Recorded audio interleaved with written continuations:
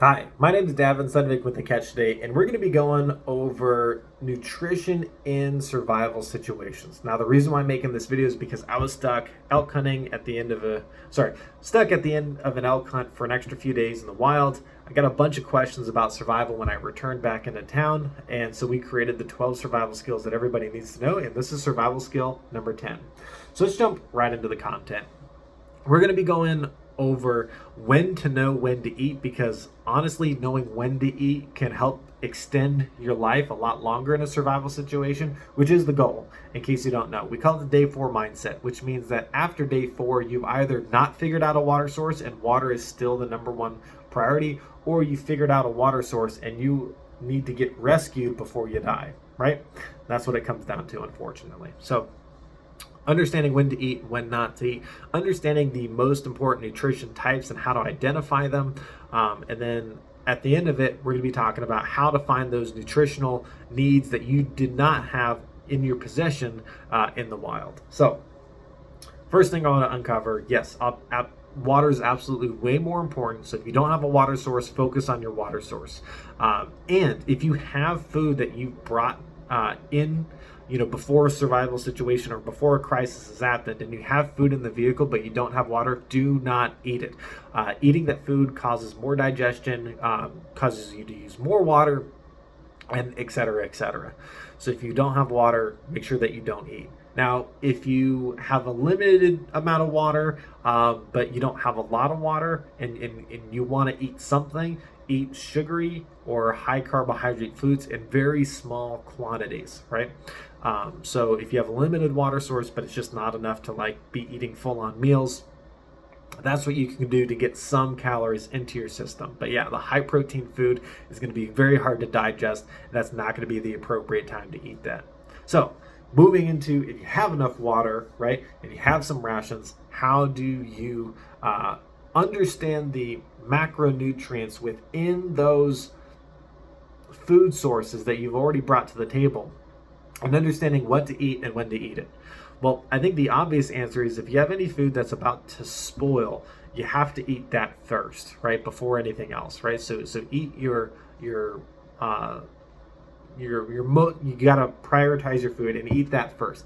Now, your shelf stable food that can last a while, I would save that for later. I wouldn't even touch it unless you needed some of that food in order to help you digest some of your other food. And what do I mean by helping you digest it? Well, high protein food sources take a lot of water and a lot of calories in order to digest, in order to efficiently absorb the nutrients.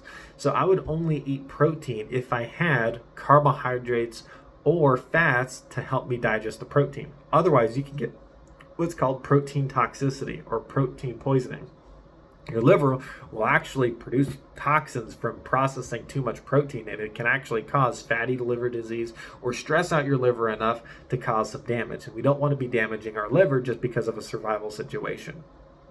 So, understanding that protein is probably the least efficient nutrient to absorb, and that you need to focus on carbs and fats in order to help you process that protein.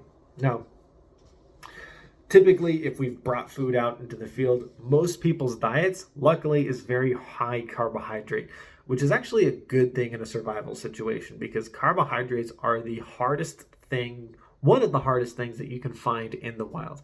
Now, there are multiple sources of carbohydrates. Root vegetables are pretty much everywhere, so you can identify the edible roots in your area before you go out into the field. That would be a very, very wise choice. Now, understand that there are some poison lookalikes in almost every area, so you got to identify those. And if you're not comfortable identifying the plant, it's better to stay away from it and not eat it than it is to eat it, because you can go about 2 weeks to a month without eating.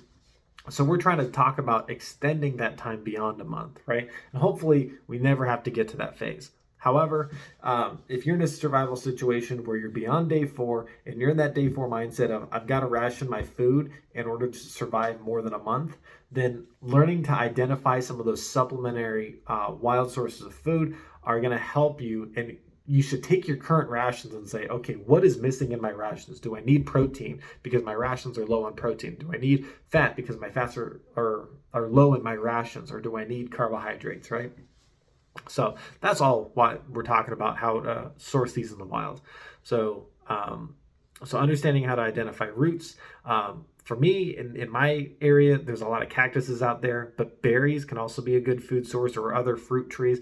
But you got to understand that not all fruits are edible. Some of them are poisonous. And so you got to be very confident with knowing what you're identifying before you eat it, because there's even like poisonous berries or poisonous melons or other things like that. Just because animals can eat it doesn't mean that you can eat it. The third thing is going to be pine nuts. Pine trees are pretty much everywhere in the U.S. On high elevation mountaintops. However, pine nuts are seasonal, so this is not a reliable source of food. But the inside of the bark on most pine trees, or pretty much almost any cruciferous tree, from what I understand, the inside of that bark is edible. I would boil it though. Almost make like a broth out of it, like a vegetable broth, and extract the carbohydrates out that way. I wouldn't eat the bark directly because the high fiber content could really mess with your digestive system. The next thing is fats. Fats are going to be pretty difficult to find in the wild. You're going to find them in the brains and kidneys and other organs of big game and small game animals. But you'll also find fats in the meats of fish, particularly also in the eyeballs and in the fish's brain, which is going to be pretty small. But you're going to find edible sources of fats in fish and birds as well. So birds going to have a little bit less fat than fish on average. Also, it's going to take more energy to hunt a bird than it is to hunt a fish. Sorry, I say hunt a fish, but to catch a fish. So fish are going to probably be your number one source of survival food, right? So if you could bring anything out into the field, bring tons of carbs, because you could easily catch enough protein and fats in fish to sustain yourself until you run out of carbohydrates. Then you're just relying on the fish, which will sustain you a lot better than other animals. The next food source I already covered, but we talked about big game and small game animals. So any of your four-legged animals, these are going to be the least valuable nutrient item, because they're going to be very, very high protein, a little bit of fat, and zero carbohydrate availability. So if you brought a lot of carbohydrates into the field, and maybe you brought some cooking oil that you can use and mix into some of your cooking, then you might be able to harvest enough protein in order to actually eat the protein and survive for quite a bit. But in general, hunting four-legged animals is going to be a very, very calorie-intensive activity, and you're not going to get the calorie return back on it.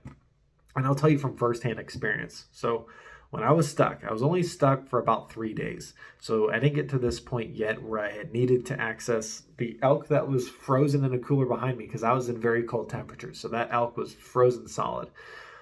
But even if I ran out of food, I would not have had enough fat in my general vicinity without catching fish or some other fatty resource to actually digest that protein. So it was like almost useless to have an entire elk back there, and I could have gotten what's called protein poisoning, which I think I mentioned earlier in this video.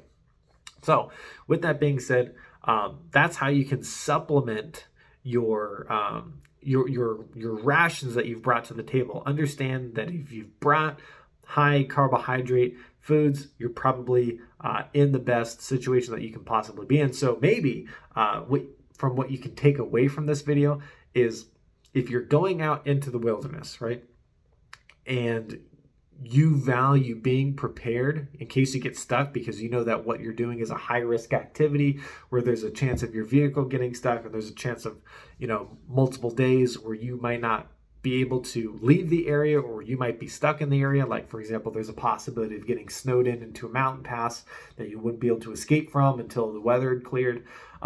Bringing those high carbohydrate foods are probably going to be the number one thing that you can do to sustain yourself for a long period of time in the wilderness, whether it's in the wintertime or in the summertime.